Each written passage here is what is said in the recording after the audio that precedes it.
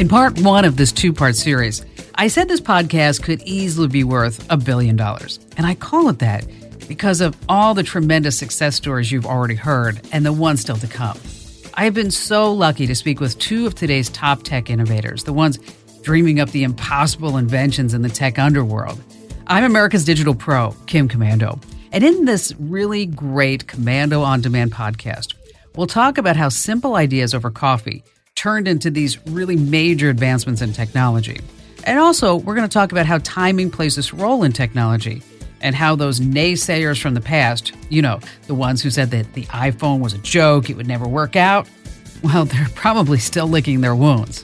These are the type of topics I explore in our Komando On Demand podcast, which, if you're not already getting each and every one delivered straight to your phone, your computer, your tablet automatically, you really should. It makes things a lot easier.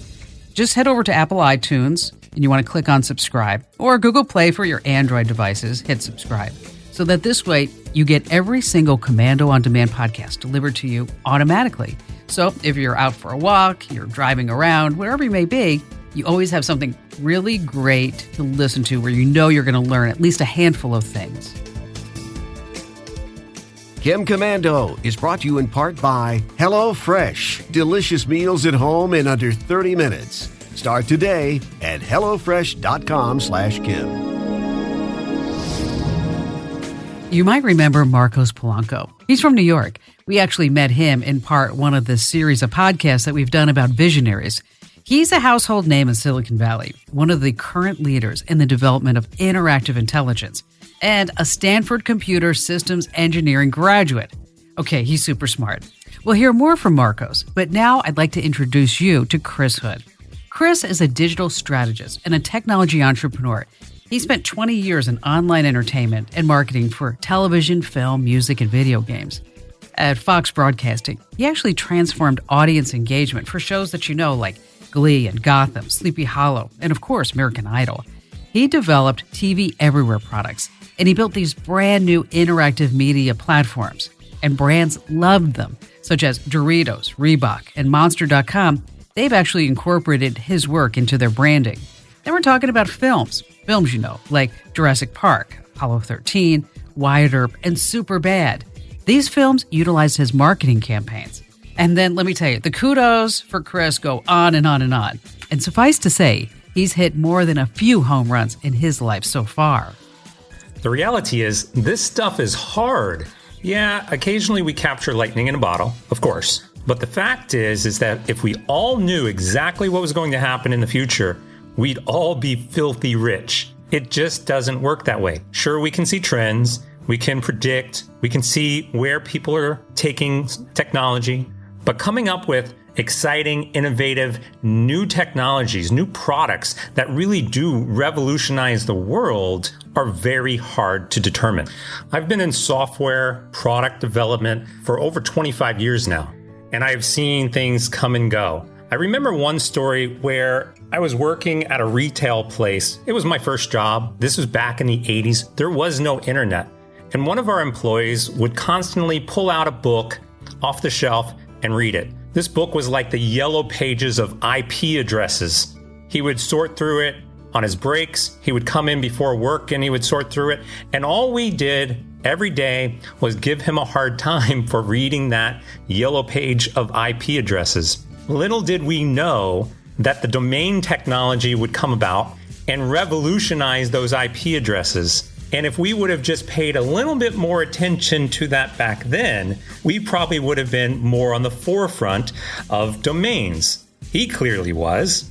But in my years of experience, I've seen things happen that I can't explain, and I've been able to predict some things.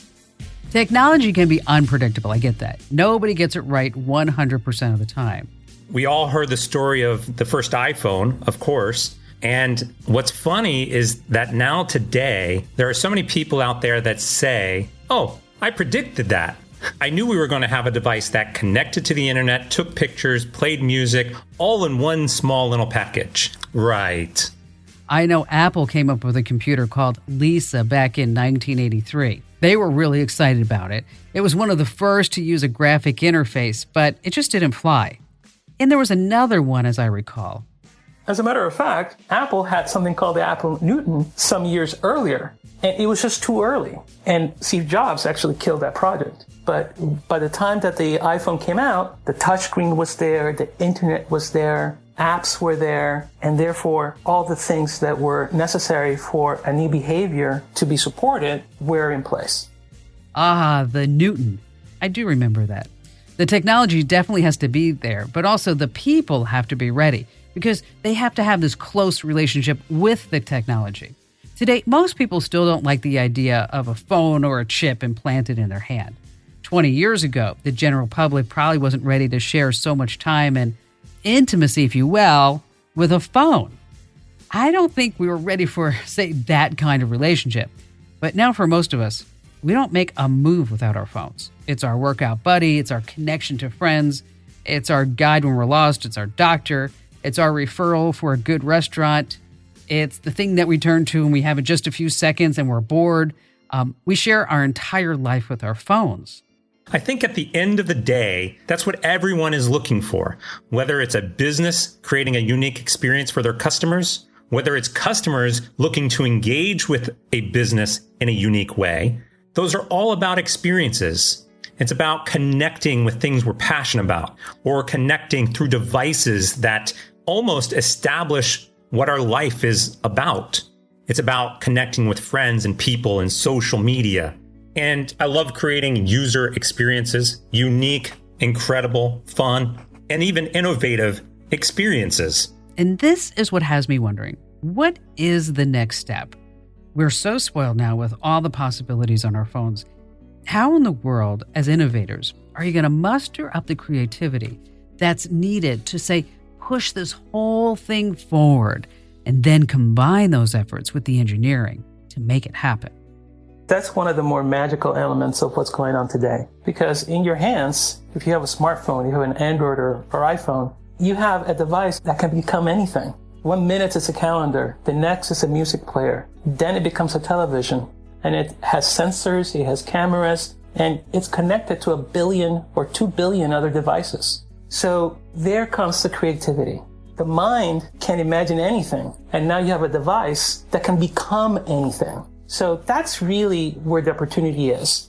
When we as innovators can finally have a canvas in the form of the smartphone, in the form of software with which we can paint a new world. And all this that we've been talking about seems to culminate in something that's called interactive intelligence. It's what your latest research is based upon. Am I right? Correct. So today, artificial intelligence is all the rage. But let's take a step back. Let's see at the patterns of what's happened earlier in technology. The question really is not about artificial technology, but about the human element and how the human interacts with that AI in order to create something greater. And that's what interactive intelligence is all about. Interactive intelligence is about how we mix natural intelligence with artificial intelligence in order to create something new and different. That's where the magic is. I see a common thread in everything you say, and that's one thing, the importance of having a vision. And that vision, even if you don't have all the pieces in place yet, can overcome any negativity from those naysayers. But on the other hand, there's always the possibility that after 10 years of cooking, that cake may still fall flat. My friend Steve Blank likes to say that you may be having a vision, but it might be a hallucination.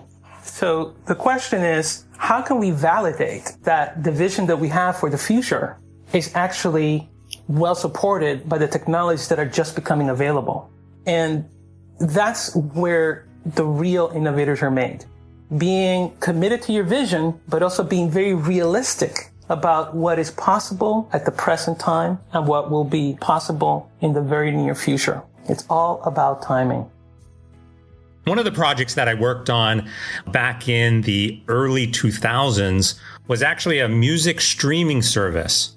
It was designed to allow you to share your music playlist between multiple devices. Well, we tried to shop this around to several different companies, tried to get funding, tried to get music licensing, and every single one of those people said, no, people just want to be able to listen to their music on one device. Fast forward now 15 years and look at where we are.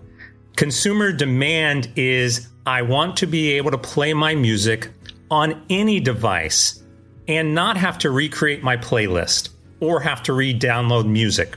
I can access my music anywhere, anytime, any device. We knew that 15 years ago, but it took 15 years for the technology to catch up for that to become a reality. Komando On Demand is brought to you in part by our friends at Dreamstime, the world's largest stock photo and video community. The right image, anywhere, anytime. Download current images and videos today for only 20 cents each or for free. Visit dreamstime.com. That's DREAMSTIME. Dreamstime.com. So we're talking about some really important things: timing, creativity, innovation, available technologies. And I'm really excited about this because we're starting to build a formula for success. And this is exactly what I promised you at the beginning of this podcast. And these guys are really delivering it all to you. So let's boil it down to a concept: the formula for innovation today. Innovation today, I believe, is about evolving ideas. We try something small. It works. We adjust. It doesn't work. We make other adjustments. We're more agile. We have agile development. We have agile marketing. We have to be quick and nimble. At my company, chdigital.com, when I sit down with clients, I ask them what their big ideas are. And then we create a roadmap to try to find a way to help them achieve those goals. Marcos, you said earlier that innovations work better when there's a good foundation, or say, a canvas to build upon. It's a big part of our formula. Now, you come from Puerto Rico, not exactly known for being the hub of technology. And we're going to spill the beans about Puerto Rico in a sec. It's not just a great place to, say, go to the beach and take a vacation. But how did a forward thinker like yourself find that innovator's canvas on an island like Puerto Rico? It really actually all starts with my parents. They had the vision back in 1981 to buy my brother and I a computer. At the time, it was a Commodore VIC-20. And the Commodore has 3.5K of memory to work with. So that's not megs of memory or gigs of memory. It is K. It is 1 million times less than the amount of memory that we talk about every day. So for whatever reason, they saw that learning computing was going to be important. I don't know how they knew that, but they knew it. And they decided to make the investment, and I taught myself how to program and kind of rolled with it. And then later, I had the opportunity to come to California, come to Silicon Valley. So it was being in the right place at the right time. So you need to be at the right place at the right time and then share your idea. I know you're big on sharing ideas because, like you said, that's how things get done in Silicon Valley. Give us an example of something really huge, something that you're really proud of, that you made happen by sharing an idea. Well, I'll share an example of launching the aerospace industry in Puerto Rico. When I chat with people, and many of your listeners, they might think Puerto Rico is a great place to go on vacation, not necessarily a great place for conducting engineering operations. But it turns out that in Puerto Rico, engineering is a prestigious profession. And for many years, U.S. defense contractors had been pulling away Puerto Rico's best talent, taking it to the United States. So there were a number of people already that understood the value of Puerto Rico's engineering talent. It just hadn't been advertised. So what we did is that we shared our idea with them, with those Puerto Ricans that were already embedded in the companies. And we told them, hey, instead of recruiting more engineers from Puerto Rico, why don't you bring your engineering center to Puerto Rico? And this was a new idea because Puerto Rico had always been marketed as a location for manufacturing and tax incentives. It had never been positioned as a location for world-class engineering talent. But that message resonated, and then 6 companies were able to launch in just a couple years. And we're talking about Honeywell Aerospace, Lockheed Martin, and other companies like it were able to launch in Puerto Rico based on sharing the idea, a new way of looking at it. I know some people are listening right now and they're thinking to themselves, I've got this really great idea, but they're afraid to share it with the wrong person, say somebody who might copy them. People only copy you once you've already succeeded. No one was copying Noah. Noah was building the ark out of the open. Everybody knew what he was doing, but he was seeing what other people couldn't see. Once the flood started, everyone wanted to copy Noah. But before, no one wants to do that. So don't worry about your ideas being copied. Worry about sharing your idea smartly. But in order to find those backers, in order to find the people that will want to join your team, the investors that are going to want to fund the startups, and the customers that are going to buy your innovation, you've got to learn how to share your idea. So let's say I've put myself out on a limb. I've shared this great idea, and my connections are all saying, no way, that's a lemon. It's never going to get off the ground. What were you smoking? What were you drinking? What then? Even if it's a simple user experience in a website, I'll still get people that say that can't be done. Well, it's one of those things where you just have to ignore it. From my years of experience, whether it's technology, product, web, even marketing, I've heard people tell me constantly, well, that's just too complicated, or no, that's not going to work. In the immortal words of Walt Disney, one of my all-time idols, if you can dream it, you can do it. I've always said that myself. If you can dream it, you can do it. We're talking about timing, creativity, available technology. Be at the right place at the right time, and then share our formula for tech success. And if you study Chris and Marco's track record, you'll see that it works. I'm telling you, it really works. You guys have made this podcast worth about $1 billion, so thank you for that. And now I want all of our tech-hungry podcast listeners to get a taste of some high-level challenges. Stuff that you just don't discuss with the average Joe or Jane. So let's close this podcast with a bang. Let's hear some of the biggest challenges you're facing today. I often do a lot of conversation on digital transformation. Digital transformation looks at the impact that technology is having on our society. It's about how technology is accelerating at a pace where businesses can't keep up with it. Or more so, it's about the expectations consumers have in terms of where technology should be as it relates to the businesses that they interact with. So if businesses are unable to keep up with that demand or those expectations, then those customers may go to somewhere else. But the problem is, it's not even that the business can keep up with it. We just don't know what's going to happen. And Marcos, what are you working on currently that you think will impact the future of technology?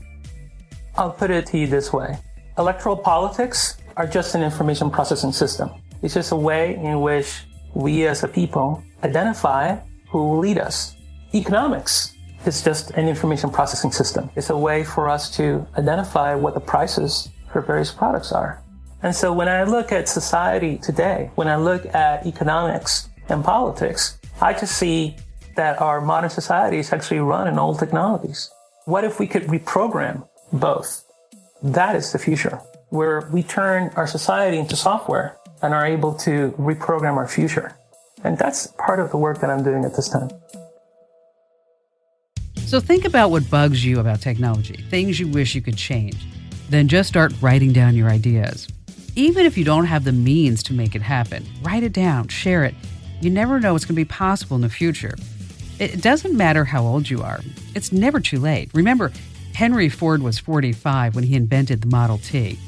And a guy named Momofuku Ando invented instant ramen noodles. He was 48. Now, where would we be without him? Jack Cover invented the taser gun. He was 50. The inventor of the Dyson vacuum cleaner. Okay, he didn't hit it big until he was 39. Oh, but I love Thomas Edison. He kept inventing way into his older years. He received his last patent at 83. Physicist Sir William Crookes was 68 when he created the first devices to study radioactivity. A Polish countess helped to develop surgical techniques for breast cancer by operating, get this, on herself at age 63. Steve Jobs was turning 52 when he introduced the iPhone. And my friend, David Friend, one of the co-founders of Carbonite.com, super successful company, he's 67, and he just invented and started a company called Wasabi. It's a company that's set to really give Amazon S3 servers a run for their money. And I asked David, how did you come up with this special algorithm for Wasabi? And he explained at the age of 67, he can't invent Snapchat, but he can invent functional things. So my advice, keep plugging away. Here at the Komando Broadcast Center, we do an incredible amount of research each and every week. We turn that research into articles, podcasts, a national radio show. We reach altogether about 20 million impressions every single month. And I do this not to just keep you informed and up to date, but I really want to inspire you to be the best and to do the best. So to stay inspired, listen to the shows, get our newsletters, subscribe to these podcasts. And then when you invent something super cool, you can sing this song. I was right and you were wrong. I'm gonna sing the I was right song. I was right and you were wrong. I'm gonna sing the I was right song. I was right and you were wrong. I'm gonna sing the I was right song. I was right and you were wrong. Yeah, yeah, yeah, yeah, yeah. Now, I know you found this podcast informative and useful and fun and entertaining and all those great buzzwords.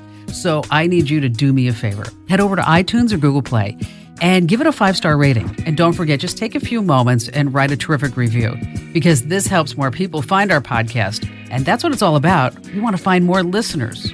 And hey, by the way, if you haven't already, make sure that you get the Komando.com app. It's available for free on iTunes, and for all your Android devices, you can find it on Google Play or your favorite podcast player, because not only can you get this podcast delivered automatically, but also our other wildly, insanely popular podcast called Tech News This Week. Thanks to SimpliSafe, protecting your family is simple. Get 10% off at simplysafechem.com. That's simplysafechem.com.